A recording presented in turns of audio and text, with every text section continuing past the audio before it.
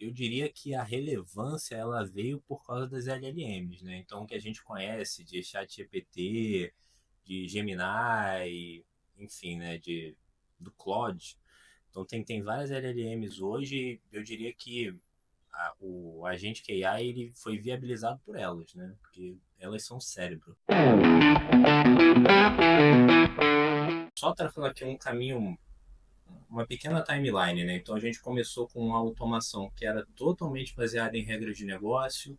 Depois a gente expandiu um pouco esse escopo com algumas tecnologias de IA. Então você tem OCR, você tem processamento de linguagem natural, você tem ali um aumento do escopo que pega um pouco de variação e você tem agora essa terceira parte com o cérebro. Então o cérebro, o que ele viabilizou? Que eu não preciso mais definir o caminho. Então o que eu preciso fazer é definir um objetivo, definir a minha equipe, definir o contexto que eles têm e falar, se virem. Né? Vocês cheguem a esse objetivo aí, definam as tarefas, definam o plano, executem isso com as ferramentas que vocês têm.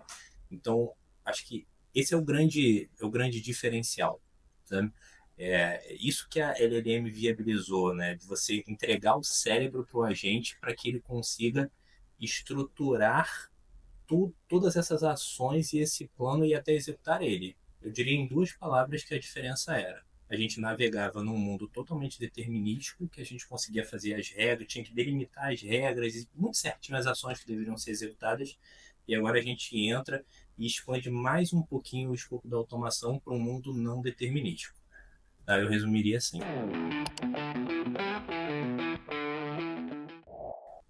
Imagina, né? Quando você estava num mundo determinístico, você tinha que ter o seu processo, e é uma boa prática, você ter o seu processo definido, que ele não mude, que você não altere os sistemas que suportam aquele processo, para que você consiga automatizá-lo.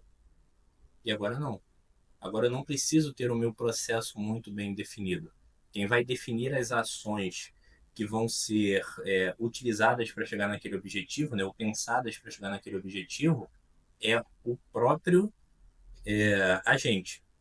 Tem seus desafios aí, tá? Então, é comum no LLM você perguntar três vezes a mesma coisa e ela responder três coisas diferentes. Então, tem todo um desafio de governança, tem todo um desafio de segurança, de replicabilidade.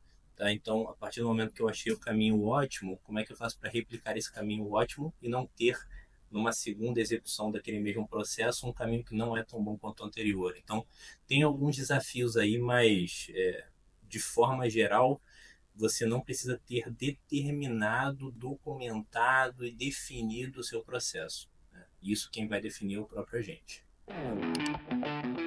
Imagina que você pode ter na sua organização agora especialistas, e eu vou colocar especialistas aqui entre aspas, né, que é todo o conhecimento que uma LLM foi treinada, mas imagina que você tenha especialistas ali no seu time. Então, você tem agentes, eu tenho um agente que é um coordenador de marketing, um agente que é um coordenador ou um analista de suprimentos. Então, mesmo que ele não execute as tarefas, ele divide com você, e é o melhor uso que você pode fazer de uma LLM, você entregar o máximo de contexto e compartilhar as suas decisões com ele, para você ter uma perspectiva que talvez você não teria se você estivesse analisando aquela situação ou aquele processo sozinho, tá? Então, acho que esse é o grande ganho, né? E isso que muda o jogo.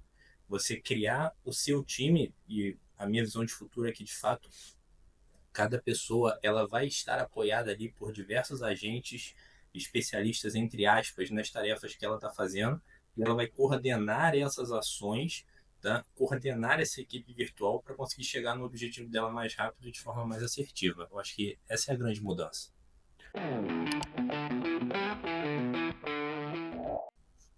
A grande vantagem do agente é a adaptabilidade. Tá? Então, de fato, ele vai conseguir se adaptar ali e definir as tarefas se ele tiver o contexto, a ferramenta e o seu papel bem definido. Tá? Mas eu diria que com relação à escala, por exemplo, aí a gente começa a entrar no que eu comentei um pouco antes, que é sobre governança. Né? Então, nem sempre você quer que ele pense todas as vezes no que fazer. Né? Às vezes você já chegou até pelo histórico de uso, você já chegou na melhor forma de fazer alguma coisa. E você quer que ele só replique isso. Então acho que a escala está muito associada a isso, tá? A você ter a capacidade de replicar um comportamento. Mas o brilho do agente é você consegue colocar outras perspectivas nele.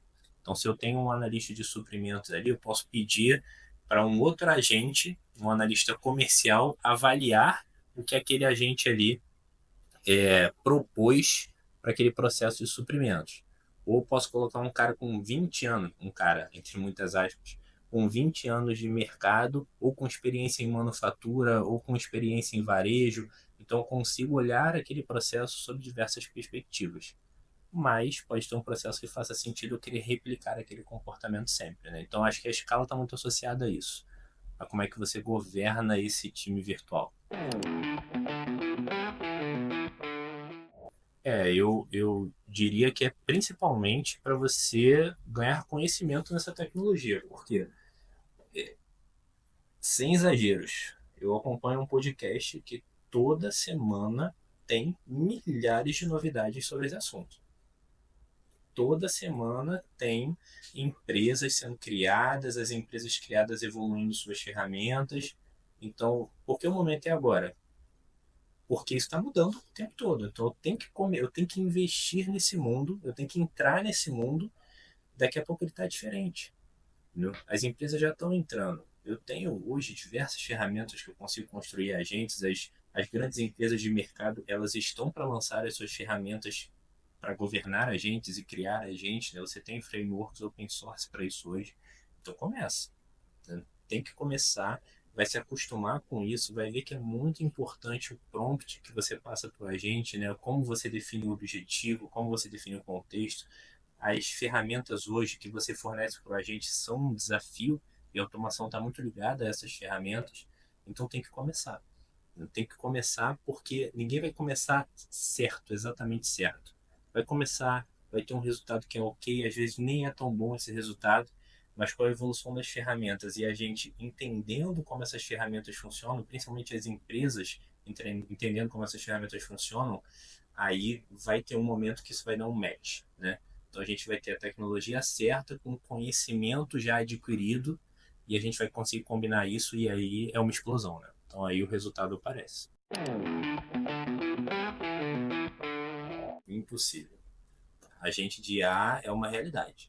Então, assim, agente de IA é o cérebro do agente que é automation, né? Então, tudo que a gente vê hoje de RPA, hiperautomação, isso vai virar para automação agêntica, que é o termo que a galera usa, né, traduzido, mas eu gosto mais de agente que automation.